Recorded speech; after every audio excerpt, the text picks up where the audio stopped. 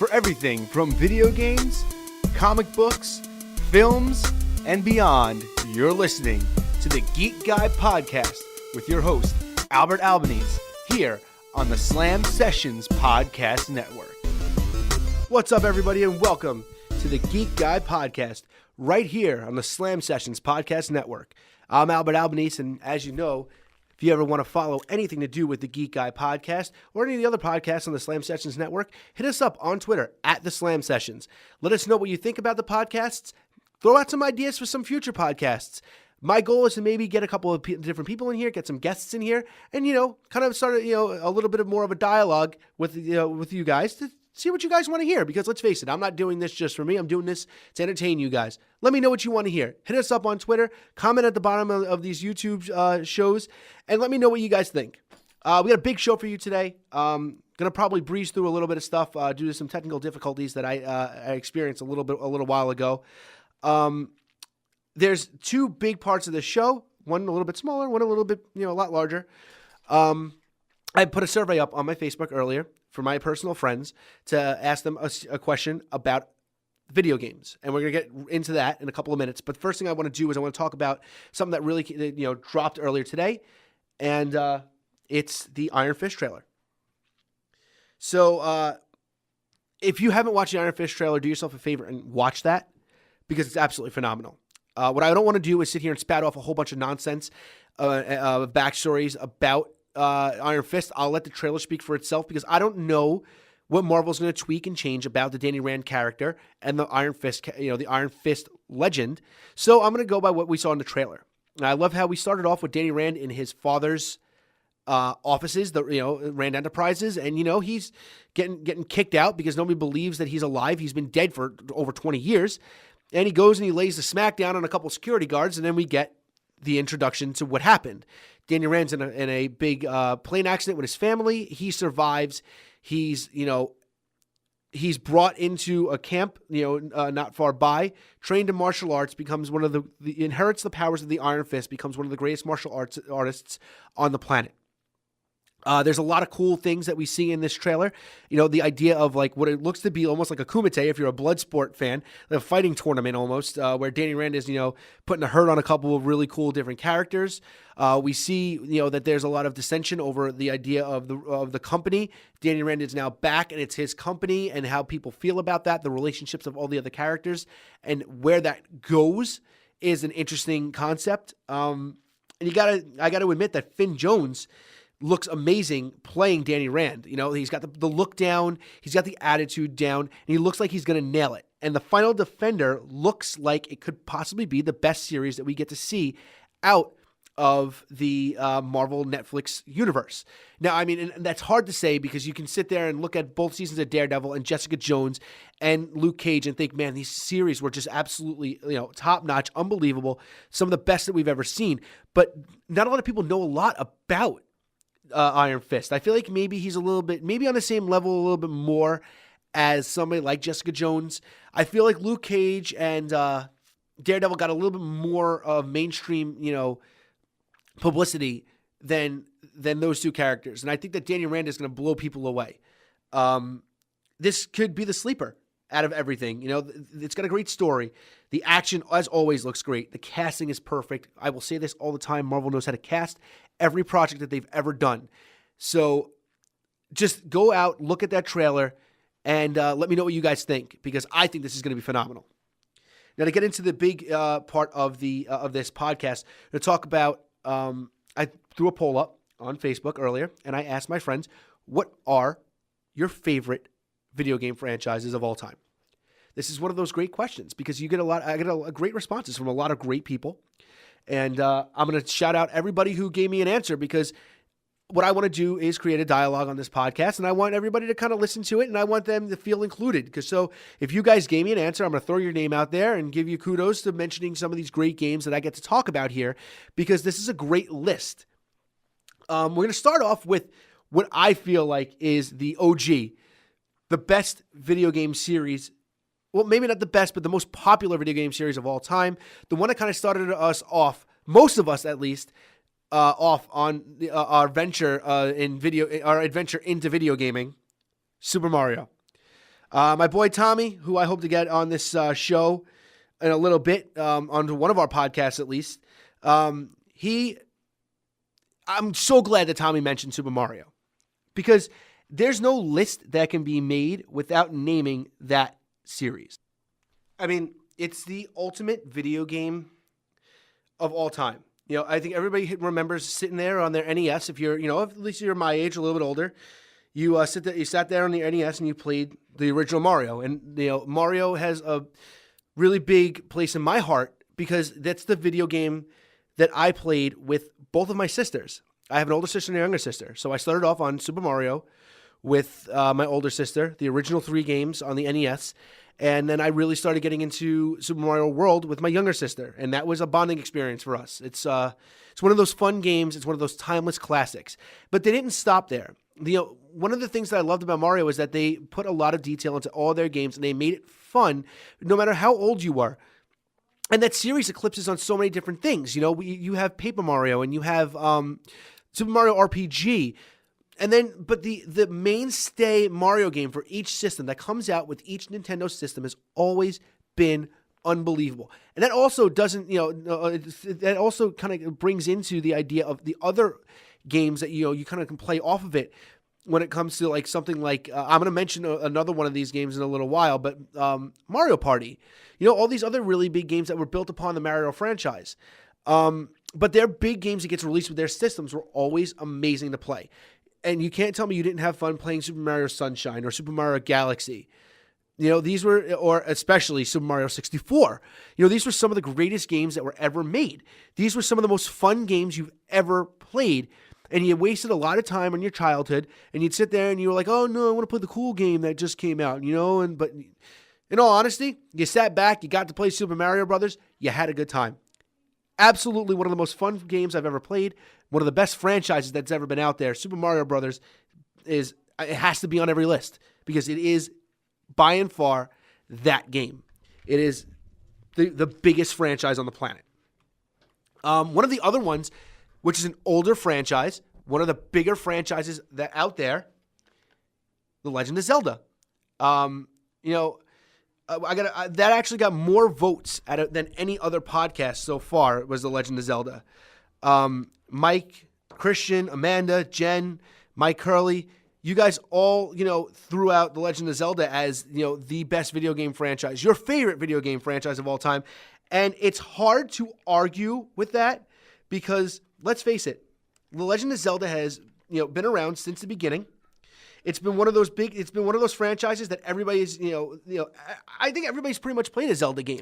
And whether you've beaten it or whether you only played it for a couple of minutes, you always got to admit that it was enjoyable and it was a lot of fun. This is one of those games that one of those series that you sit back and you play and you just get engrossed into it.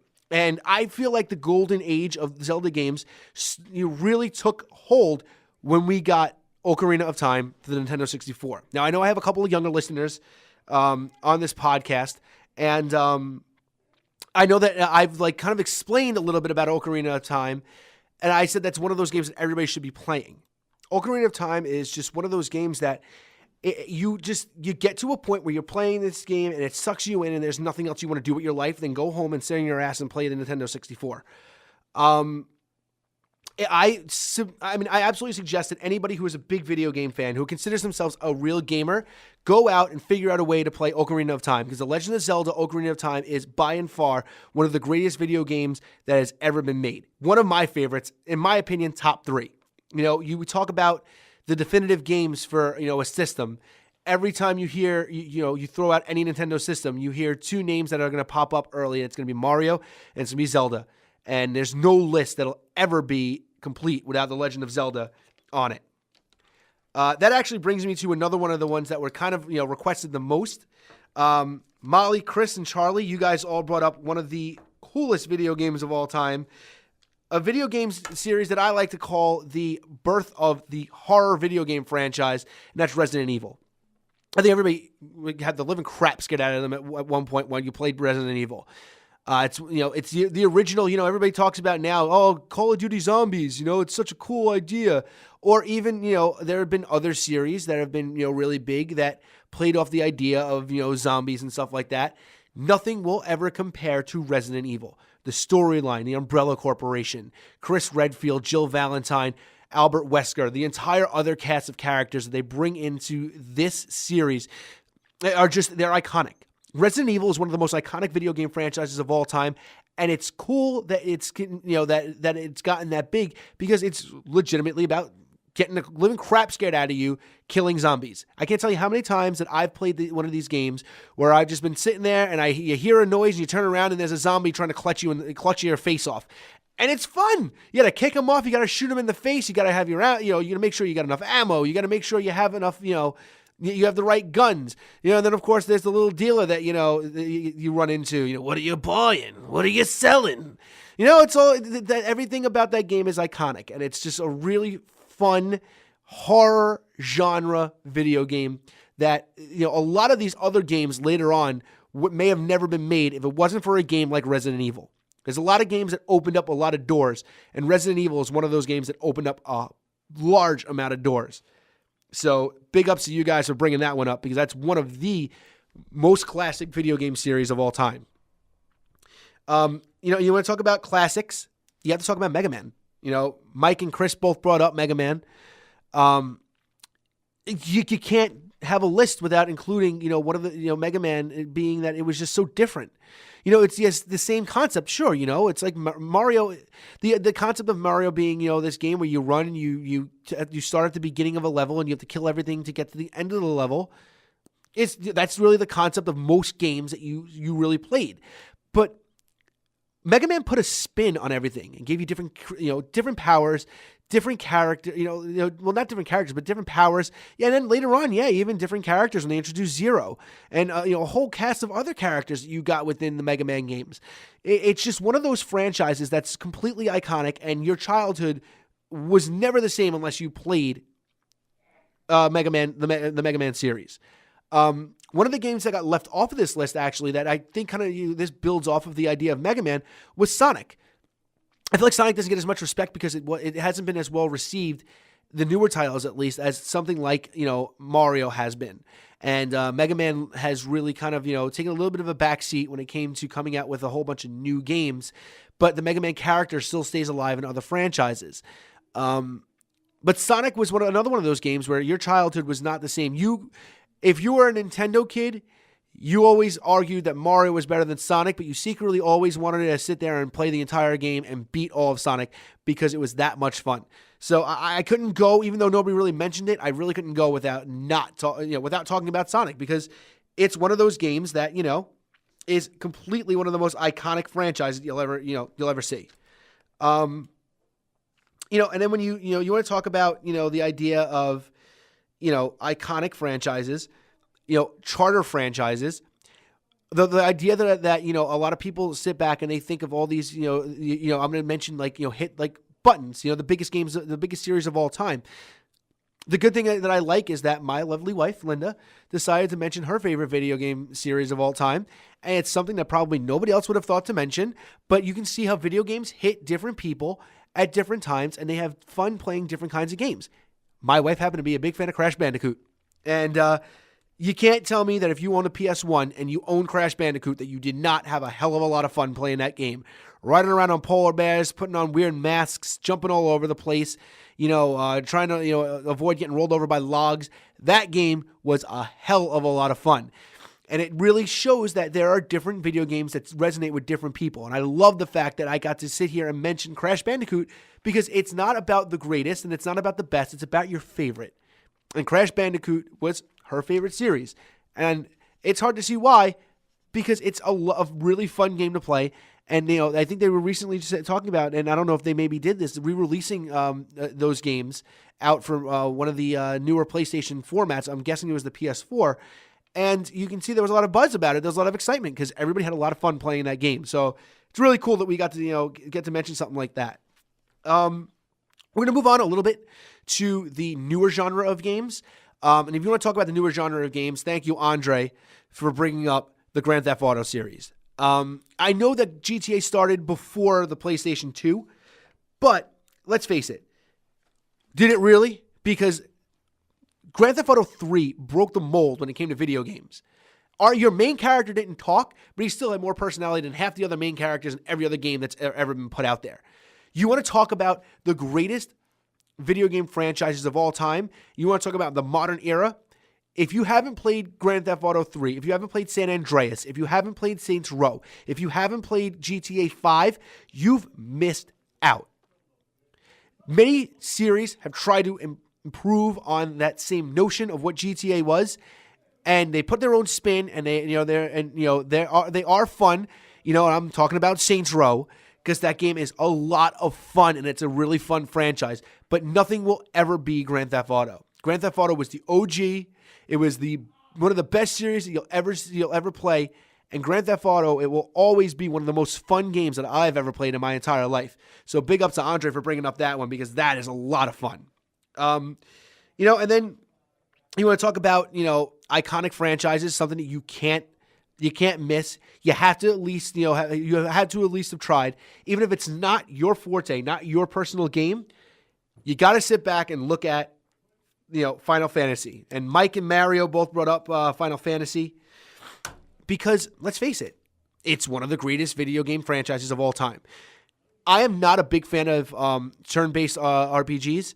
It's not my favorite style of video game, but you could not tear me away from playing Final Fantasy VII.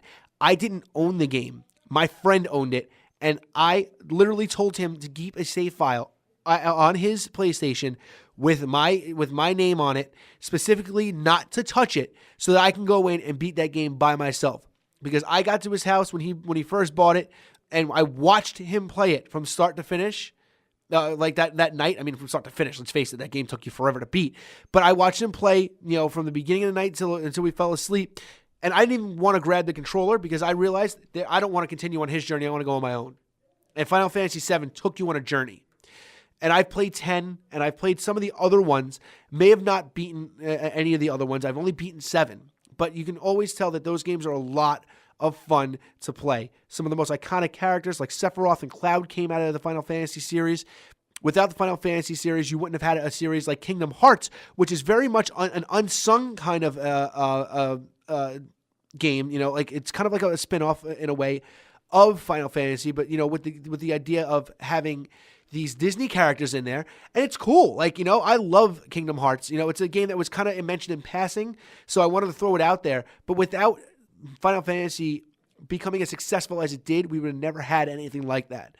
Final Fantasy broke the mold, and whether it's your favorite game or not, you have to admit it's one of the most badass games out there. And then you got to go into one of those series that you talk about the more modern types of games. Metal Gear Solid. Anthony and Dave both brought up Metal Gear Solid. This is one of those things where you sit back and you look at Metal Gear Solid and you think, I had so much fun playing the first Metal Gear Solid game. And you sit there and you look back on it and you went, holy crap, how much fun was the first Metal Gear Solid game? And then you move on and you follow Snake's journey throughout everything that's gone on, gone from the first one, from hiding in boxes, from the really weird graphics, from the pixelation and all that kind of stuff. And you move out into the newer games. And that is a franchise, a series that is, one of the most underrated franchises in all video games. Because a lot of people don't think of Metal Gear Solid, and I'm so glad that somebody mentioned it, because it is one of the greatest series of all time. If you haven't played Metal Gear Solid, do yourself a favor and don't cheat. Find the original PS1 version. Buy yourself a PS1 if all I care. I'm seriously just letting everybody know. I'm telling all of you to go on Amazon or eBay and buy all these old systems to play some of these old games. And if you're going to do it and you're going to buy a PS1, make sure you get yourself a copy of Final Fantasy VII and Metal Gear Solid. And if you're going to buy an N64, make sure you get yourself a copy of Ocarina of Time and Mario 64. These are some of the most iconic franchises, some of the most iconic games of all time. If you call yourself a gamer and you haven't played these games, you need to go and experience what they're all about. They might seem a little bit archaic to you, but the stories will suck you in, and Metal Gear Solid is one of those that'll definitely suck you right in. I'm going to move on to a couple of series that I actually don't know a lot about, because everybody, like I said, they have their own taste, and everybody also has their own. Sometimes you have your own. You have your own there's some other games that come out that you buy when some of these other games come out and you never get into it, and you miss the first game or you miss the first 2 games because you went out and you bought these other games, and then you don't want to get back into it because you have to go back and start from the beginning. And I feel like these are 2 games that I really missed out on. The first one is Elder Scrolls. I have heard so many people tell me, you play Elder Scrolls? No? What the hell are you doing? There's something wrong with you. Elder Scrolls is one of those games where it's got a large fan base, and there's an easy reason to see why. So when you look at the facts, when you look at the basis of the video game, the idea of an action role-playing, open-world fantasy game is just one of the coolest concepts in gaming right now. And Bethesda, has just created a monster when it comes to Elder Scrolls. And the series is got it's just elaborate, and it's the open-world concept is such a cool idea.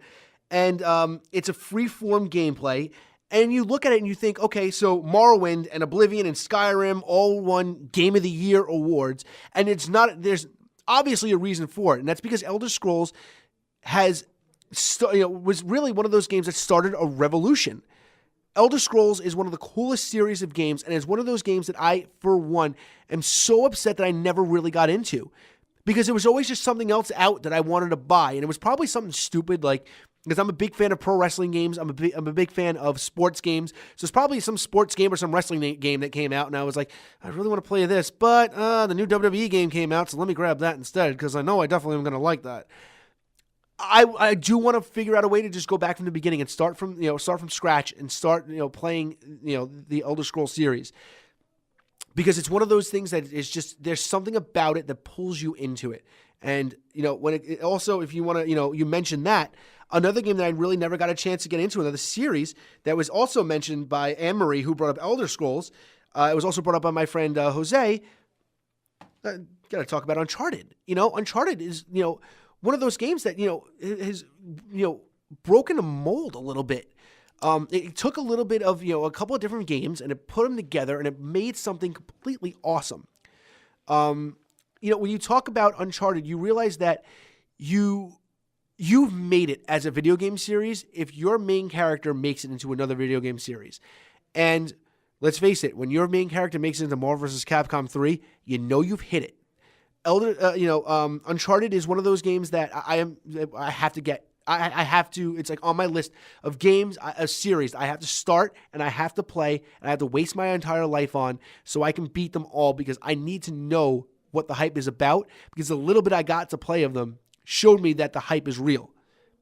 And, it's fun to know that like some of these newer series have encapsulated, they've encaptured an audience now to the point where they've enjoyed playing these games.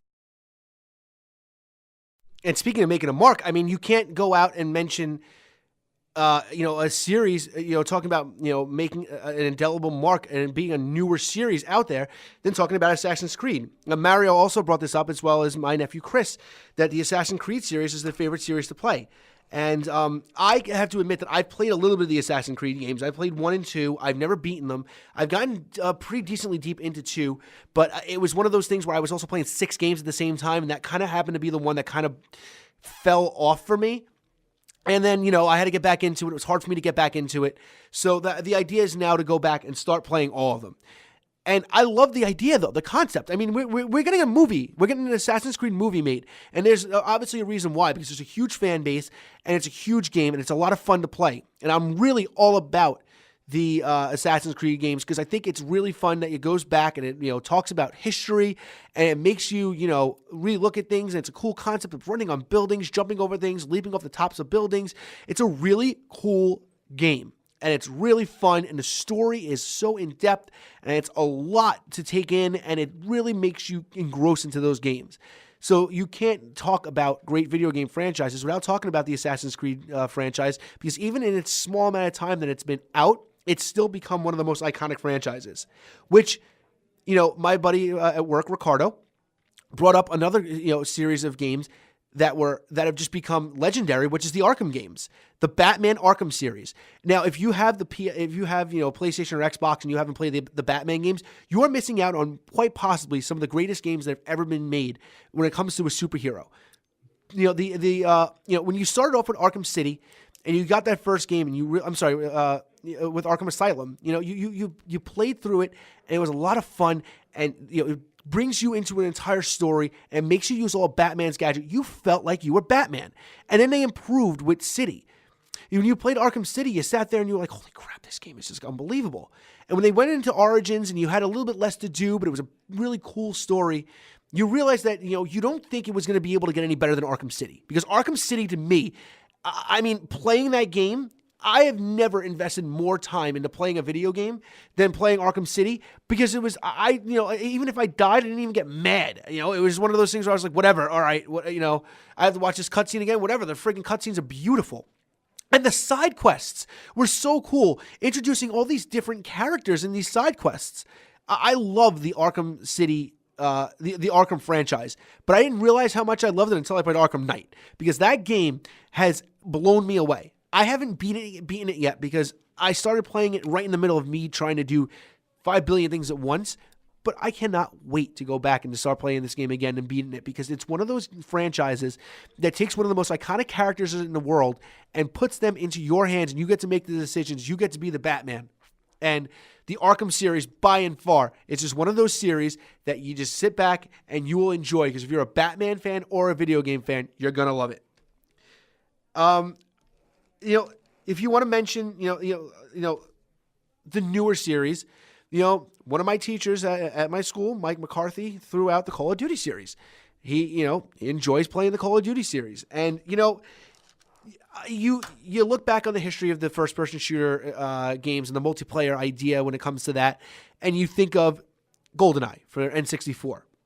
That was the Call of Duty before there was Call of Duty. But what Call of Duty has done is they've built a franchise where these people will buy every single one of these games, no matter what they do, because it's just one of the coolest games to play. I was never into the multiplayer shooting games because I never thought it was going to ever get any better than GoldenEye. And to a point, I kind of don't think it has, but that's just my personal opinion. But Call of Duty is just, it's become more than a video game. It's become a lifestyle. Everybody plays Call of Duty. Celebrities play Call of Duty. It's one of those games that you've played it. Your girlfriend's played it. Your mom's played Call of Duty. That's the kind of series that Call of Duty's turned into. And it's iconic. It's legendary. And it's one of those games that's going to be mentioned in the history of video game lore as being one of the most popular video game franchises of all time. We can talk really briefly about, the idea of the sports series, because sports games have always been fun. But as my buddy JD brought up, perhaps there has never been more fun of a series than the Madden series. If you want to play football, you want to play a football game, a lot of people love the idea of, games like NFL Blitz and stuff like that. But man, Madden has taken it completely to a whole new level, to a point now where these new games, you feel like you may as well just be coaching the team. And, and at the same time, you're also the quarterback, but you're also the receiver, and you're the running back, and you're the safety, and you're on the offensive line, and you're on the defensive line. You feel like you can play every single one of those positions with that controller in your hand. Madden is the ultimate sports franchise. There's no doubt about it. And, a lot of people might come back and say FIFA and 2K, because they've, been really, those are two huge sports. Basketball and soccer are huge sports. But I don't think anything has been any more fun than playing Madden with a whole bunch of your friends. And that is where this list is gonna end. The idea of the multiplayer game. My buddy Craig brought up one of the original badass multiplayer games, Mortal Kombat. His favorite video game series. Because let's face it, Mortal Kombat was fun. It was violent. It had these cool different characters. It had a great story. You can rip people's hearts out. You can cut people in half. Blood and guts everywhere. The little guy that came up every time you did an uppercut went, Toasty! These are iconic parts of this game. And then Mortal Kombat went out and they decided that they were going to, build on their franchise. Then they went out and they made all these games, and they did one thing that I've always thought was the coolest concept in the history of video games, is they made an Ultimate Edition and they put every single character in the Mortal Kombat franchise into one game. It's something that another game that I'm going to mention next on this list, fans have been clamoring for years, to include every single character that's ever been made in that series into one solid game, and Mortal Kombat pulled that off. And by that same point, it's had so many different games that are trying to build off of what it's done, like Killer Instinct, and other games that are trying to come up with these cool characters, but it's never eclipsed the idea and the fun of playing Mortal Kombat. When you cross over with the DC game, and then DC takes over, what you've done and turns around and makes injustice based off of your mechanics, you know you did something right. Mortal Kombat set a standard for violent, fun video games, and you can play with your friends and beat the crap out of each other. But if you want to talk about the ultimate game of playing with your friends and beating the crap out of each other, Jesse brought up one of my personal favorite series of all time, the Street Fighter series. I am going to talk briefly about Street Fighter because I am going to bring in one of my friends one of these days and to do a podcast strictly on the idea of Street Fighter, the Street Fighter games, the Street Fighter spin-off games. But without Street Fighter, I wouldn't have one of my favorite video games of all time, Marvel vs. Capcom 2. That game is, to me, one of the greatest, most fun fighting games you'll ever get to play, and it was based upon the mechanics of the Street Fighter games. You grew up playing Street Fighter. If you wanted to play a game where you got to beat the crap out of somebody else, the first game you got was Street Fighter. And everybody loved Ryu, and everybody loved Ken, and everybody loved all those, Chun-Li, and those basic, the base, characters, Guile and E Honda and Dhalsim. These were, iconic names growing up. Blanca. These were the cool characters. Bison and Sagat. You couldn't play as Bison, Sagat, and Vega and Balrog originally. And, you find out that Balrog is actually Bison's name in the Japanese version. There's just, there's so much you can talk about when it comes to Street Fighter. I need to curb myself. To me, personally, Street Fighter is the single greatest video game fighting franchise of all time. Often imitated, never duplicated. Street Fighter is by and far one of the most badass series that's ever been out there.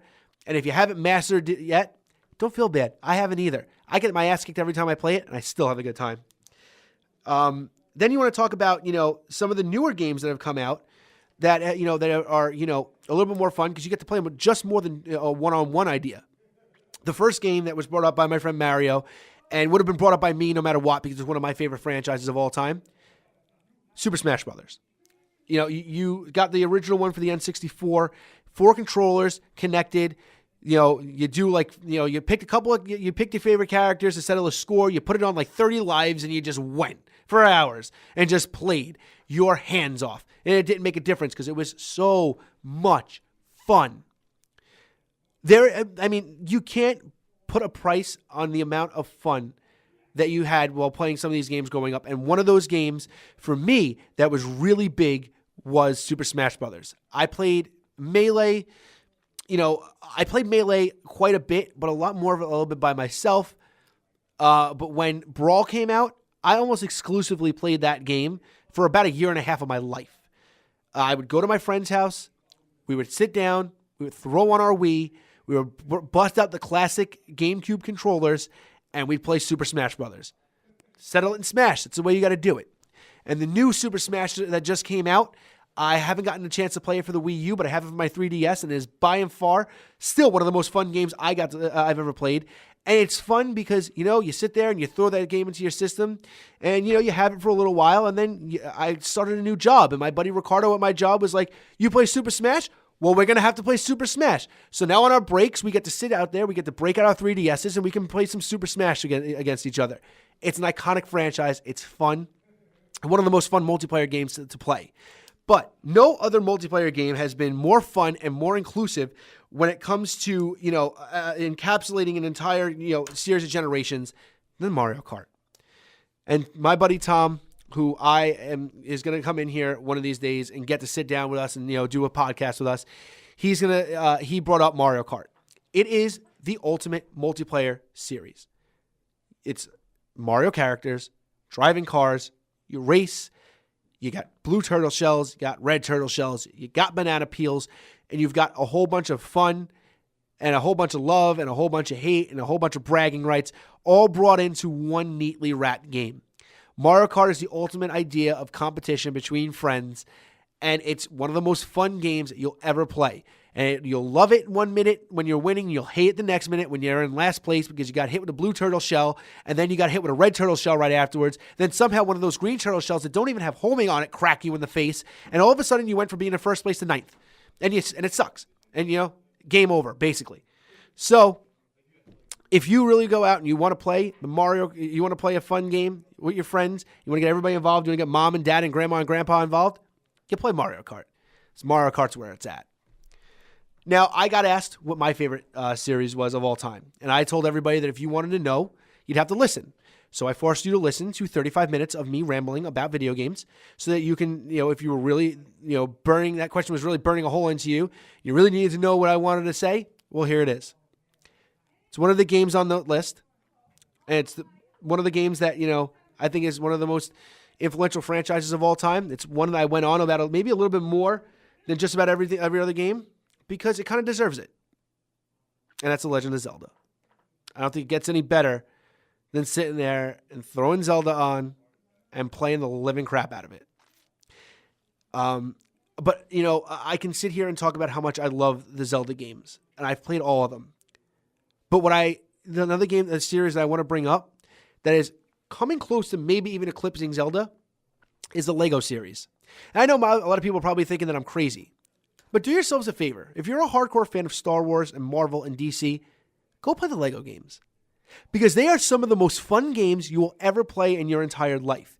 You get to play as almost every Marvel character in Lego Marvel Superheroes. You get to play as every character in the Avengers movies and beyond in Lego Marvel Avengers.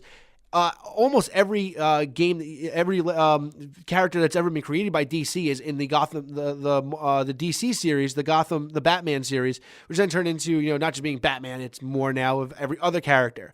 And if you're a Star Wars fan, man, there's nothing better than playing the Lego games and seeing the scene where Obi-Wan Kenobi meets his demise and Luke runs in the movie and he sees Ben and Ben puts his hands together and just takes it.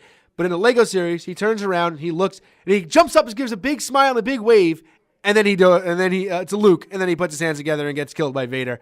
One of the most funny things that I've ever seen in video games. I love the Lego series. And I'm not ashamed to say it because a lot of people think it's a little bit childish, but it is so much damn fun. And you really can't die.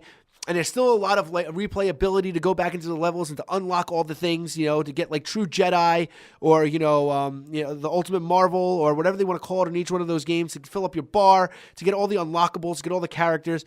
Great replay value, great fun. And the Lego series is, right up there to me, in my personal opinion, with the Zelda series. Well, there you have it. I went a little bit over what I wanted to do, but how can't you when you have a great list of all these video games?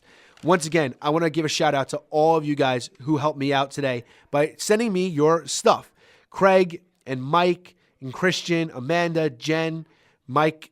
There's so many Mikes I know. Mike Hurley and Mike Salvato, Tommy and Linda and Molly and Chris and Charlie and Anne-Marie and Mario and Anthony and Dave and God, I'm going on forever. And Jesse and Ricardo and Andre and JD and Tom and Mike McCarthy. Thank all of you for contributing. I want to do more of this. I'm thinking I'm going to think of another question. Hopefully I can get a whole bunch of new people to answer. And we'll have a brand new Geek Guy podcast going over the list of a really good consensus of some people's favorite things. As always, I leave you with your comic of the week. And this one's a little bit old school. I told you last week. It's probably something everybody's actually read. But this is one of the more classic comics. Like I said a couple of podcasts ago, I got into comics early. I fell off. And then I got back into it, and the one story you have to read is Batman. It's Hush. It's fantastic. Just do yourself a favor, and if you have not read Hush, go read it, because it's unbelievable. Now, with that being said, I'll catch you next time. Remember, follow us at The Slam Sessions. Tweet. I put it up on Twitter. I post the question on Twitter too. So if you follow us at The Slam Sessions, you can throw in, if I do one of these surveys again, you can throw in your answer too, and I'll shout you out on the show again. So once again, I'm Albert Albanese. This has been the Geek Guy Podcast, and as always, may the Force be with you. Thanks for listening to the Geek Guy Podcast, right here on the Slam Sessions Podcast Network. You can follow us on Twitter at The Slam Sessions. We'll see you guys next time, and may the Force be with you.